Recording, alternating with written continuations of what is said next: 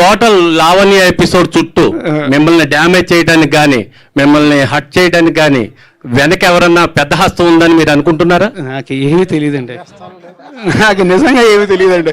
పెద్ద హస్తాలండి ఎవరు ఉంటారండి? ఏమో అంటే మిమ్మల్ని డ్యామేజ్ చేయాలనే ఉద్దేశంతో ఎవరన్నా రంగంలో దిగారా? ఎవరు చేస్తారండి అలాగా?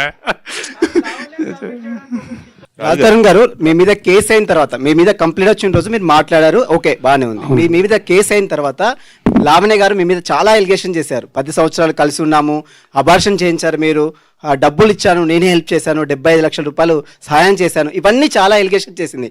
మీరు ఎంటైర్ లావణ్య ఎపిసోడ్లో ఏం చెప్తారు? ఇప్పటివరకు మీడియా ముందుకు రాలేదు, ఎంటైర్ ఎపిసోడ్లో ఏం చెప్తారు? ఓవరాల్ చెప్పండి.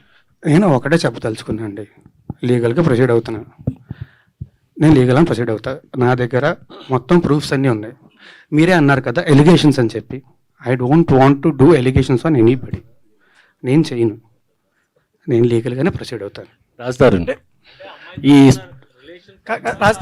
అమ్మతో ఉన్నటువంటి ఫొటోస్ కావచ్చు, మీరు కలిసి ఉన్న జీవితంలో మీరు అబార్షన్ చేసిన రిపోర్ట్స్ కావచ్చు, అన్ని చూపిస్తారు కదా. చేసిన రిపోర్ట్స్ ఎక్కడ ఉన్నాయండి? అబార్షన్ చేసిన రిపోర్ట్స్ ఉంటే ఫస్ట్ వాళ్ళు కేసు పెట్టాలి కదా, కేసే ఫైల్ చేయలేదుగా పోలీసులు. ఉంటే పెడతారు కదా.